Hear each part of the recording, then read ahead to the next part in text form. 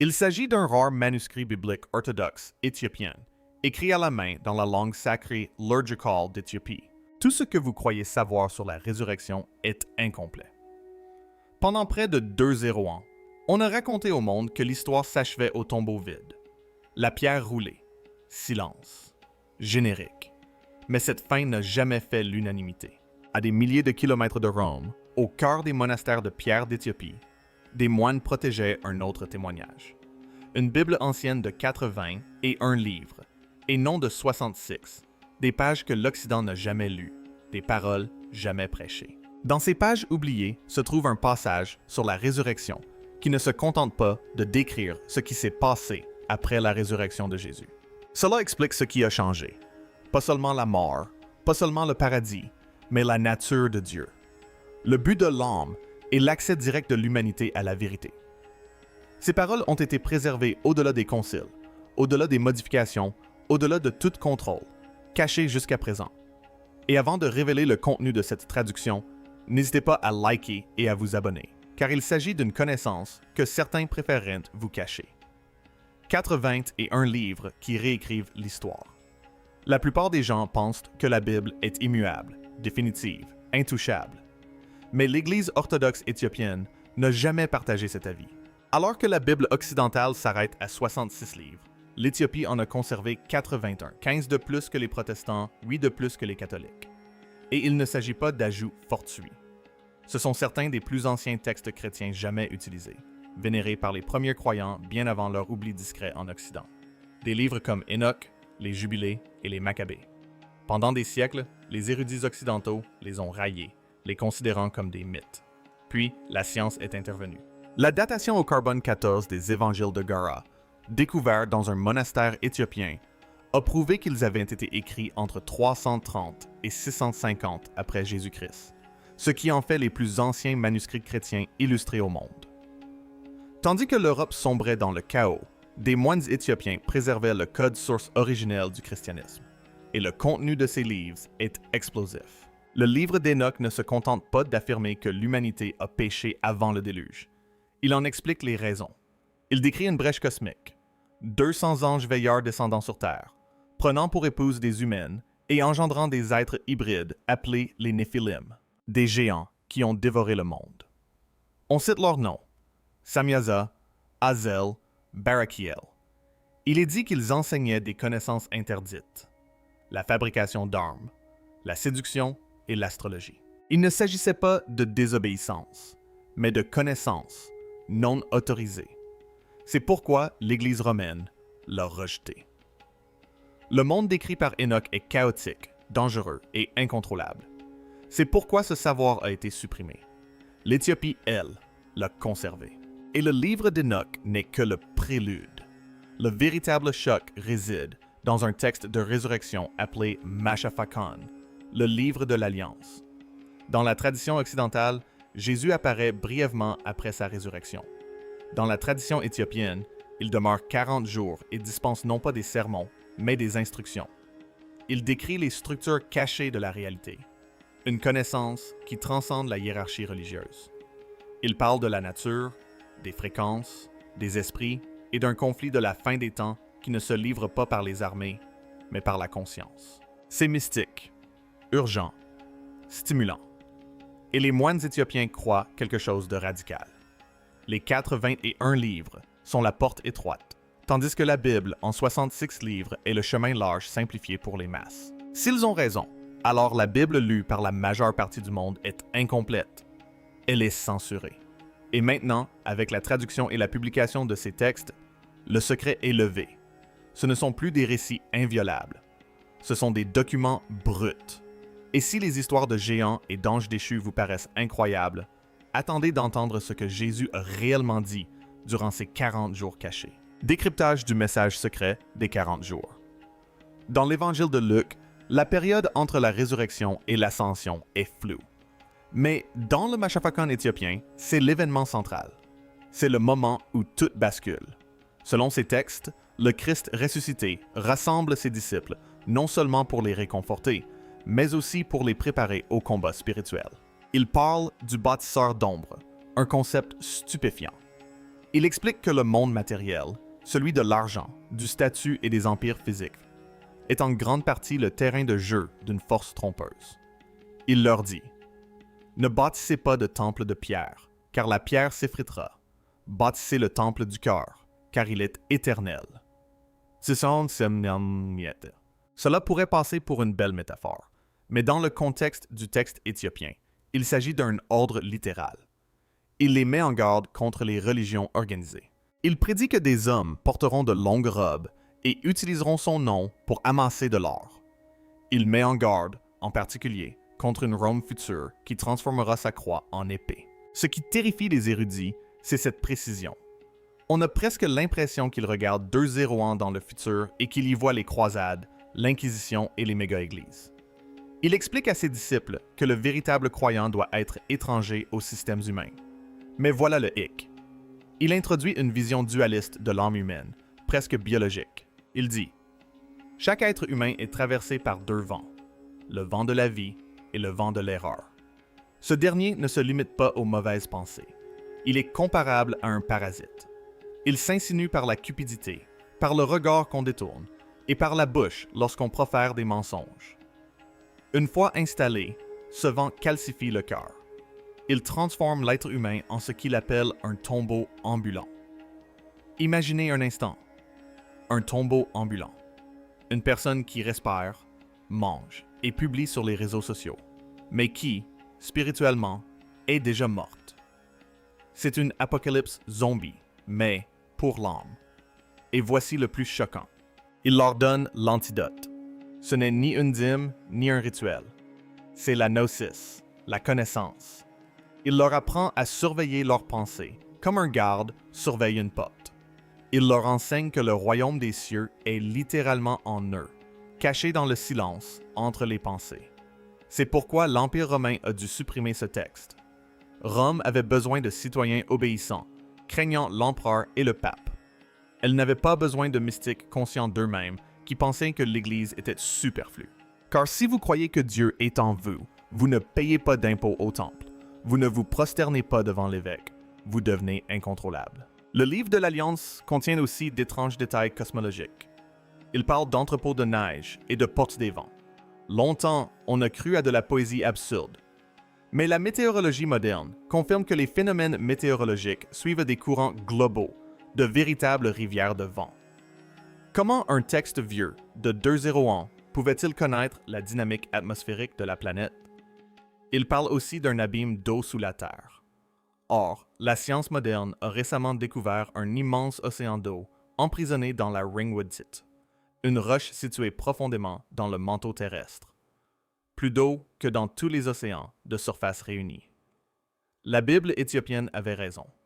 Il existe bien un abîme d'eau sous nos pieds. Ces révélations stupéfiantes ajoutent une crédibilité difficile à ignorer. Si le texte disait vrai au sujet de l'eau et des vents, pouvait-il aussi dire vrai au sujet du parasite spirituel? Le ton de ces 40 jours est empreint d'urgence. On est loin de l'attitude conciliante du sermon sur la montagne. C'est le ton d'un général donnant ses dernières instructions avant de quitter le champ de bataille. Il leur dit « Les ténèbres viendront et elles prendront mon visage. » C'est la phrase la plus terrifiante du livre. « Elles prendront mon visage. » Il prédit que le mal absolu ne ressemblera pas à un monstre. Il ressemblera au christianisme. Il ressemblera à un sauveur. Il trompera le monde en se faisant passer pour ce qu'il est réellement.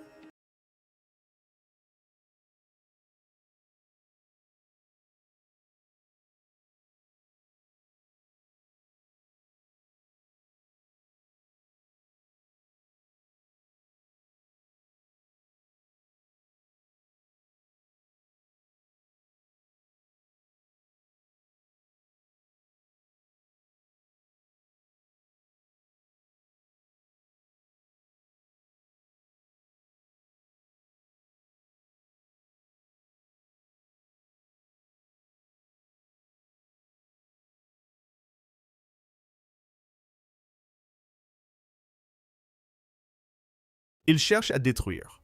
Cela correspond parfaitement aux théories sur l'Antéchrist, mais les rend bien plus subtiles et dangereuses. Cela suggère que la tromperie est déjà là, profondément ancré dans les institutions auxquelles nous faisons confiance. Mais il ne s'est pas contenté de les avertir. Il leur a laissé une arme, une pratique secrète, connue seulement du cercle restreint, qui implique le contrôle de la respiration et la concentration de l'esprit. Similaire à des pratiques de méditation avancées en Orient, elle est liée à la théorie d'Isa, l'idée que Jésus aurait passé ses années perdues en Inde ou au Tibet. Les enseignements de la Bible éthiopienne sont d'une influence orientale frappante. Karma, reincarnation, centre d'énergie intérieure, tout y est, dissimulé sous une terminologie ancienne. Nous avons donc un livre secret, une mise en garde contre une fausse Église et des instructions pour libérer notre pouvoir intérieur. Mais si Jésus est parti, où est passée la preuve tangible de son pouvoir? La réponse se trouve dans une petite chapelle de pierre interdite à tous. C'est pourquoi Hitler, les empires et les ordres secrets ne l'ont jamais obtenu. On ne peut parler de l'Éthiopie sans évoquer l'Arche d'Alliance. Les films la disent perdue en Égypte. Les Éthiopiens rétorquent que c'est absurde. Presque tous croient que l'Arche est toujours là, enfermée dans l'église Notre-Dame Marie de Sion, dans l'ancienne ville d'Aksum. Et ce n'est pas une légende. C'est le fondement même de leur civilisation. L'histoire commence avec la reine de Saba. Elle se rend à Jérusalem, rencontre le roi Salomon et rentre chez elle avec son fils, Ménélik Ier. Des années plus tard, Ménélik rend visite à son père. Salomon lui offre le trône. Ménélik refuse, mais il ne repart pas les mains vides.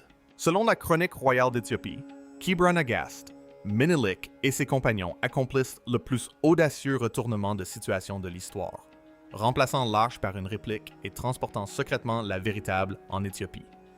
Et l'arche n'est pas qu'un simple coffre en or. Les descriptions bibliques la présentent comme une arme, embrasant des armées, déchaînant le feu et tuant quiconque s'en approchait de trop près.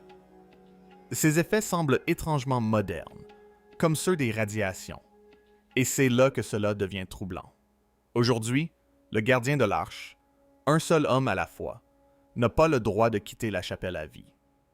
Les visiteurs racontent que ces gardiens développent des cataractes, perdent la vue, leur peau pâlit et ils meurent souvent jeunes. Pourquoi un simple coffre en bois aurait-il de tels effets? À moins qu'il ne soit pas fait que de bois. Certains pensent que l'arche est une ancienne technologie de haute énergie. D'autres affirment qu'il s'agit d'un instrument de communication, quelque chose de bien plus ancien que la religion elle-même. Quoi qu'il en soit, l'Éthiopie la garde et la défend depuis 300 ans. L'Éthiopie est le seul pays africain à n'avoir jamais été colonisé.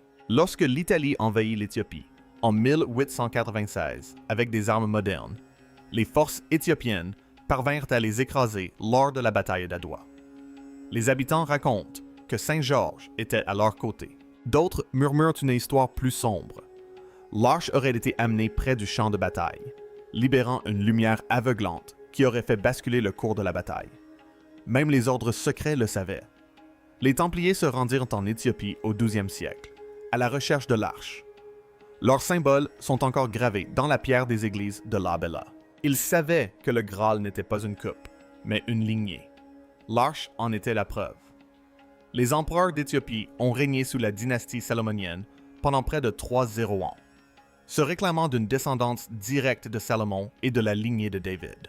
Autrement dit, tandis que l'Europe vénérait Jésus comme un dieu lointain, l'Éthiopie était gouvernée par ses proches. Si l'arche est réelle et si elle se trouve à Aksum, alors l'autorité biblique ne désigne pas Rome, mais une paisible ville d'Afrique. Et le mystère s'épaissit. Au sud d'Aksum, des églises entières ont été creusées, à même la roche, et non construites. Exhumées. Les habitants disent que des hommes travaillaient le jour et que des anges achevaient le travail la nuit.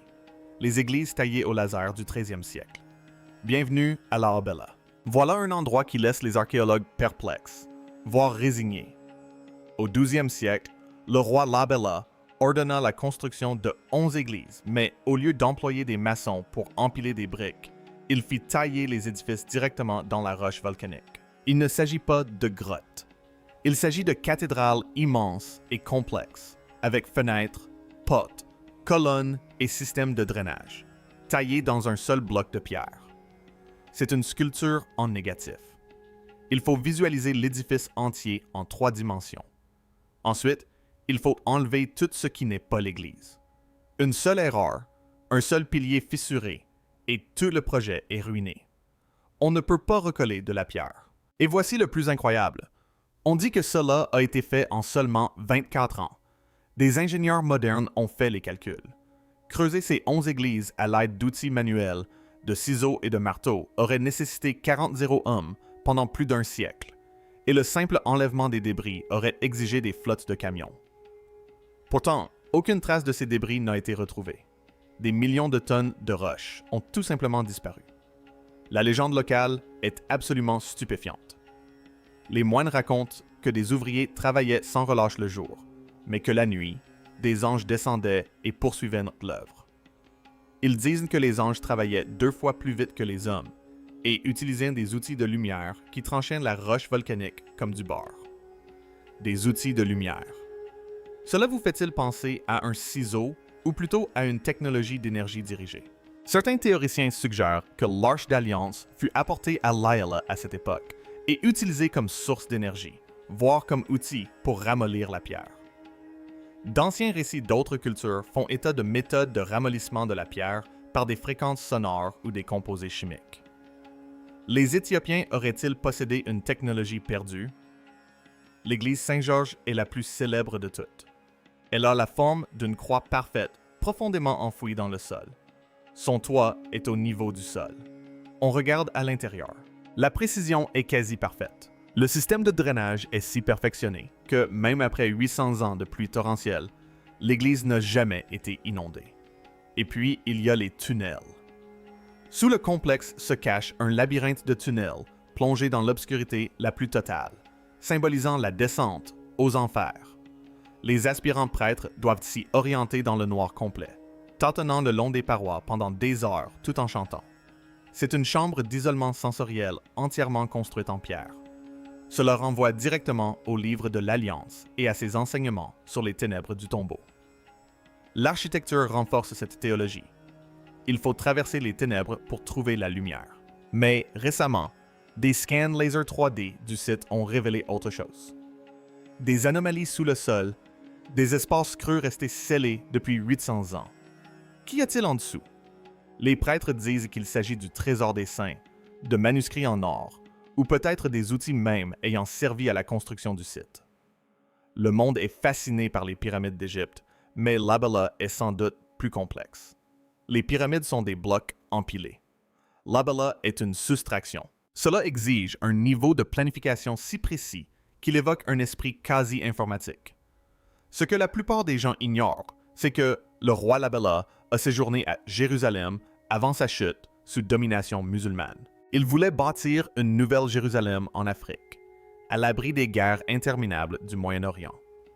Il baptisa même le fleuve traversant la ville Jourdain. Il ne se contentait pas de construire des églises. Il édifiait un refuge, une forteresse spirituelle destinée à préserver la foi, tandis que le reste du monde était en proie aux flammes. Et cela fonctionna. Alors que les cathédrales européennes étaient bombardées durant les guerres mondiales, Labella demeura intacte. Mais la pierre recèle un autre secret. Parmi les symboles gravés sur les murs figure l'étoile de David, la croix et la svastika, un ancien symbole solaire, bien avant sa perversion par les nazis. Cela témoigne d'une fusion de croyances, d'un lien avec l'Orient et d'une géométrie sacrée alignée sur les étoiles. Les Éthiopiens n'ont pas seulement préservé des livres, ils ont préservé un savoir précieux, celui de manipuler la matière. Mais le secret ultime ne réside ni dans les pierres ni dans les boîtes. Il réside dans le sang, la lignée cachée dont personne ne parle. En Occident, Jésus est un homme seul, sans épouse, sans enfant, sans descendance. L'histoire s'achève à la croix. Mais en Orient, et particulièrement en Éthiopie, cette idée est inconcevable. La famille est primordiale. La dynastie salomonienne d'Éthiopie n'a pas régné pendant 1 siècle ou 2, mais pendant près de 3 ans. D'environ 900 avant Jésus-Christ jusqu'en 1974, une seule et même lignée royale a occupé le trône. Le dernier empereur, Haile Selassie, était le 225 souverain de cette lignée, surnommé le Lion conquérant de la tribu de Juda. Ce titre n'est pas symbolique. Il s'agit d'une revendication légale de la lignée du roi David. En suivant cette lignée, on ne se contente pas de rattacher l'Éthiopie à l'Ancien Testament. Cela crée un chevauchement troublant avec le Nouveau. Si Marie appartenait à la maison de David et que les rois d'Éthiopie revendiquaient la même lignée, alors ils n'étaient pas des étrangers, mais une famille. C'est pourquoi les Rastafaradiens voyaient en Salassie le Messie revenu. L'Apocalypse parle du lion de Juda, et ils croyaient le reconnaître. Salassie ne s'est jamais proclamé divin, mais il comprenait le poids de l'héritage. Les origines comptent, et aujourd'hui, la science s'en mêle. Des études génétiques sur les Éthiopiens révèlent la présence d'A-D-N anciens provenant du Levant, de l'Israël et de la Syrie actuelle, remontant à environ 3,0 ans. Une véritable migration, un peuple réel, un véritable mouvement de Jérusalem vers l'Éthiopie. Les légendes n'étaient pas que des légendes. Cela explique pourquoi le christianisme éthiopien semble si différent. Ils ont conservé les lois juives, les règles alimentaires et la circoncision le 8e jour, le samedi sabbat. Leur foi est un mélange harmonieux d'ancien et de nouveau. Elle évoque ce à quoi le christianisme pouvait ressembler avant que Rome ne le remodèle. Ils n'avaient pas besoin de conversion. Ils en faisaient déjà partie intégrante. Ce qui nous amène à l'idée la plus controversée de toutes. Certains textes anciens suggèrent que Jésus n'est pas mort sur la croix. S'il s'en est échappé, l'Éthiopie aurait été l'endroit le plus sûr au monde, un royaume gouverné par sa propre famille. Et dans les hauts plateaux reculés, la tradition orale parle encore d'un mystérieux maître venu du Nord, un guérisseur, un homme de paix. On ne l'appelle pas Jésus, on l'appelle le juste maître. Se pourrait-il que l'Occident ait cherché au mauvais endroit depuis toujours? Peut-être que le véritable héritage de Jésus ne repose pas en Galilée, mais qu'il continue de vivre en Afrique. Comme le disent les moines éthiopiens, l'Occident a l'eau, nous avons le puits, les veilleurs reviennent. Et ce n'est pas un hasard. Alors, posez-vous cette question. Pourquoi maintenant? Pourquoi ces textes refont-ils surface après 2 ans de silence? Pendant des siècles, ces livres sont restés cachés dans des monastères de montagne, enveloppés dans des peaux de chèvre et gardés par des hommes prêts à mourir plutôt que de laisser des étrangers les toucher. Ils ont survécu aux insectes, aux guerres et aux empires. Un confinement total. Puis, soudain, tout bascule. Ces dernières années, ces ouvrages ont connu un succès fulgurant sur Internet. Les traductions non autorisées se répandent plus vite que les chercheurs ne peuvent les empêcher. L'algorithme de YouTube les propulse à des millions de vues. Et voilà comment on entend parler du livre d'alliance entre un mème et un extrait de journal télévisé. Ce n'est pas un hasard. D'après les interprétations les plus radicales, ces textes renferment un mécanisme d'urgence pour l'humanité. Un ultime dispositif de sécurité qui ne s'active qu'à un moment précis de l'histoire. Ils décrivent la fin des temps comme un âge d'illusion. Dans la langue originale, cela signifie un monde hyper connecté, mais factice, où l'on parle sans bouche et où l'on voit sans yeux. Avouez que cela ressemble étrangement à Internet ou à l'intelligence artificielle. Cette théorie est glaçante. Les moines éthiopiens ne se contentaient pas de garder des écritures. Ils gardaient le mode d'emploi pour briser le voile de l'ère numérique. La prophétie dit que lorsque l'humanité sera perdue dans de fausses réalités, la vérité cachée devra être révélée pour briser l'illusion. Et regardez autour de vous. Personne ne fait confiance au gouvernement. Personne ne fait confiance aux médias. La foi dans les religions organisées s'effondre. Les gens n'ont pas faim de nourriture. Ils ont soif de sens. Ils ne veulent ni prêtres, ni discours moralisateurs. Ils veulent une connaissance directe. C'est pourquoi ces textes ont un tel impact. Ils confirment un sentiment que des millions de personnes nourrissent depuis l'enfance. Celui qu'il manquait quelque chose, que l'histoire avait été édulcorée, que l'école du dimanche n'enseignait qu'une version aseptisée. Voici l'idée controversée. Le Concile de Nica n'a pas seulement retiré des livres pour simplifier la Bible, mais pour nous désarmer. Les textes éthiopiens décrivent les humains non comme de faibles disciples, mais comme des êtres puissants pris au piège d'une guerre cosmique. Ils parlent ouvertement des veilleurs, des entités déchues qui ont altéré l'humanité. et de technologies anciennes que nous redécouvrons seulement maintenant. En supprimant ces livres, l'Occident a effacé notre armure. Mais l'Éthiopie n'a jamais cédé. Ils ont conservé la version intégrale, tandis que le reste du monde a reçu une version dégradée. Et c'est là que cela devient troublant. Ces manuscrits ne se lisent pas uniquement comme de la poésie.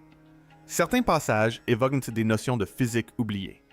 Des chercheurs pointent du doigt des références qui rappellent la lévitation acoustique, utilisant le son pour manipuler la matière. Voyez Libella. Ces églises n'ont pas été construites. Elles ont été creusées directement dans la roche. La légende raconte que des anges intervenaient la nuit. Et si le terme « ange » n'était qu'un langage ancien désignant une technologie oubliée, des fréquences sonores capables de ramollir la pierre. Si cela s'avère vrai, le livre d'Alliance n'est pas seulement spirituel, il est aussi technique.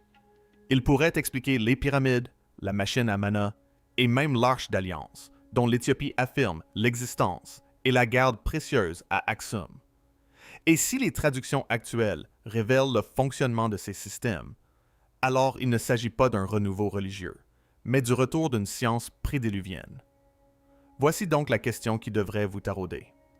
Si les empereurs ont manipulé l'histoire pour contrôler le passé, que cachent-ils encore? Êtes-vous prêt à lire les chapitres interdits, ou la vérité est-elle trop dangereuse? Aimez cette page si vous souhaitez en savoir plus sur l'histoire cachée et abonnez-vous pour rejoindre la quête de ce qui n'aurait jamais dû exister.